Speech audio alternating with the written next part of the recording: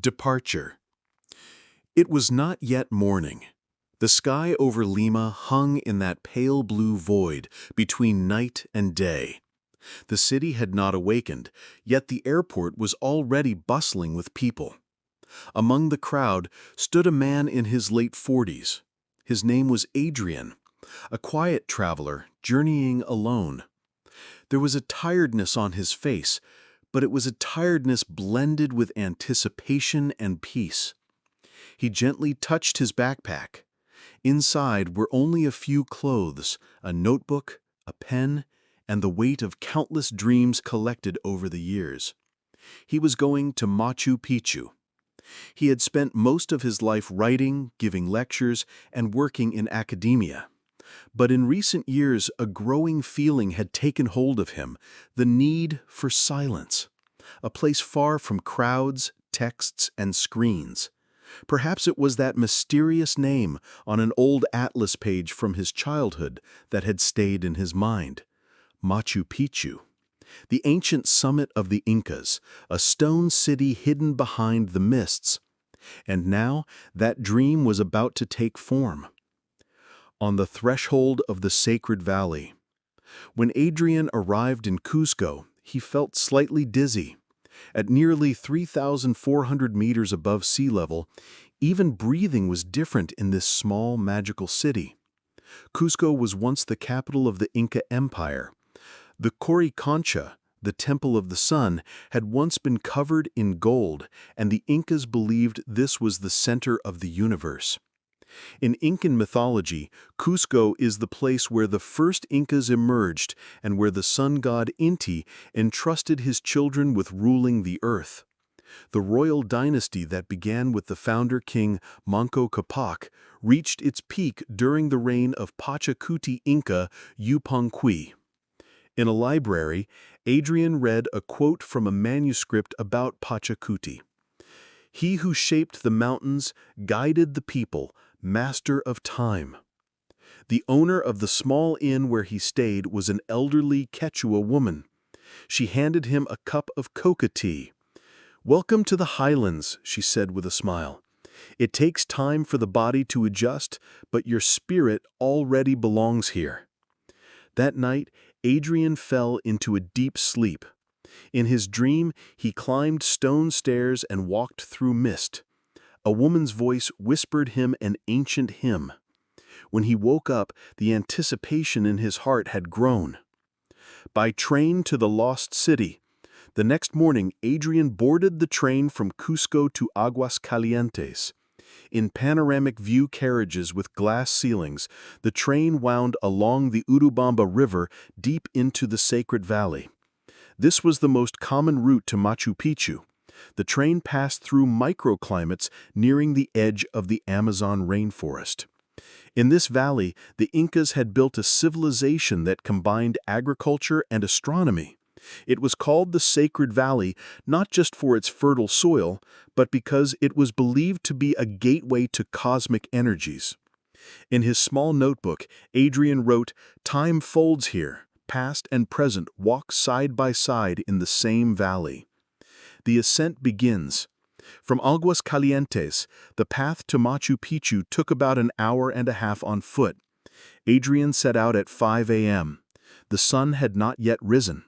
The trail of hundreds of stone steps climbed through the jungle. Terraces, stone walls, moss-covered cliffs. His emotions deepened with every meter gained in altitude. Centuries ago, Inca priests had walked these paths during ceremonial processions. The path wasn't just a route, it was preparation, a ritual of purification for the soul. First encounter with Machu Picchu. As the sun rose, the mist slowly parted, and Machu Picchu appeared.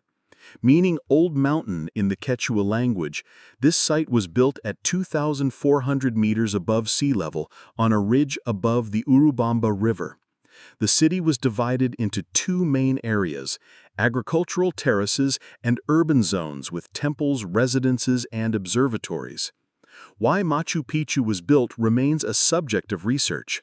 One theory suggests it was a royal estate constructed by Pachacuti, serving both as an administrative center and a religious retreat. Another theory proposes the site was chosen for its ideal alignment with sacred mountains and celestial phenomena. Standing before the stone terraces rising beneath the shadow of Huayna Picchu, Adrian held his breath.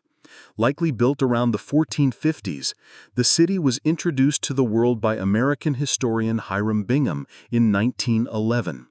Yet the local people had never forgotten its location. Architecture and cosmology.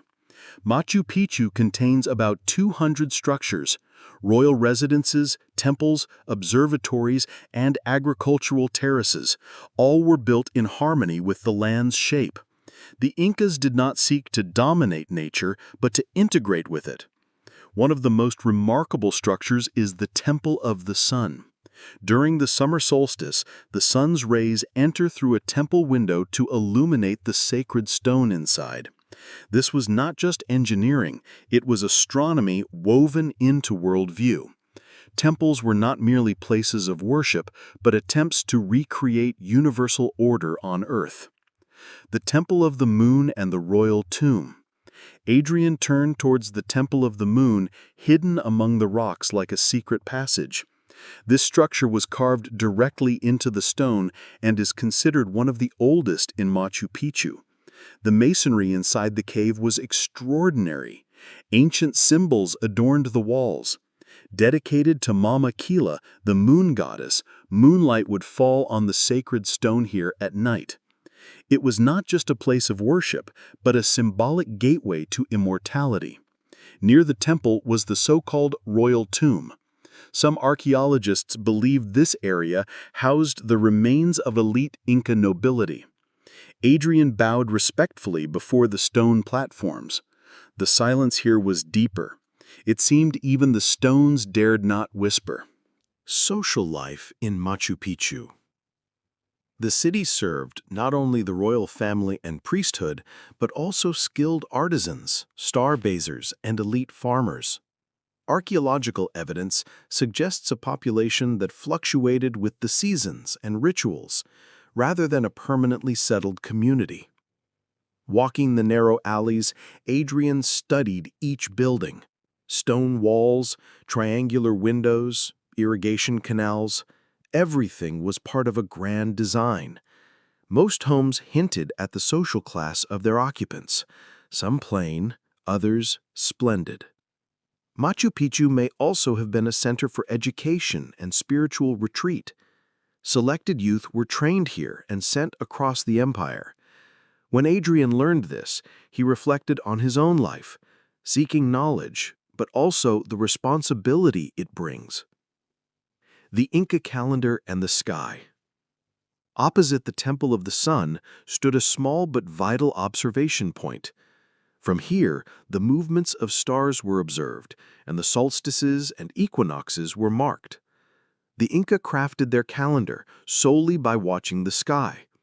Agriculture, religious ceremonies, and festivals followed this rhythm. Adrian noticed a carved niche in the stones. Such depressions acted as natural sundials, using shadows to mark days of the year. Generations had read time from these stones. The sky was both divine and scientific for the Inca.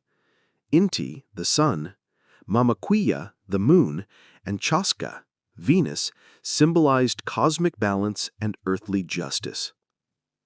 Machu Picchu at night. Adrian spent the night in a small mountain lodge near Machu Picchu. From his window, the moonlit peaks shimmered like dreams. Before falling asleep, he wrote in his notebook, "Here, the stars speak in whispers. The veil between past and future is thin. Every stone reminds me of the eternal." In his dream, he walked barefoot along stone paths. Inca priests walked beside him, chanting the rhythm of the cosmos. When he awoke, his heart echoed with a solemn but peaceful tone. Farewell. In the morning, he visited Machu Picchu one last time. The mist danced among the stone walls. Time seemed to slow once more. Adrian approached the Intihuatana stone for a final moment. He placed his hand gently on the stone and closed his eyes. Every journey has an end, but this was something else. Adrian knew now that Machu Picchu was no longer just a place. It was an inner coordinate. He would not need train, plane, or trail to return. It was now within him. On the way back. Descending to Aguas Calientes, llamas grazed freely among wildflowers. As Adrian boarded the train, he looked one last time at Machu Picchu through the window. The mist slowly blanketed everything. His seat on the plane was next to an empty one. Looking out the window, he opened his notebook. On the last page, he wrote, "I didn't visit Machu Picchu. I returned to it." The plane took off. No mountains remained beneath. But within Adrian, a stone city still stood. A city that whispered in silence, reflected the heavens, bent time. And now it lived within him.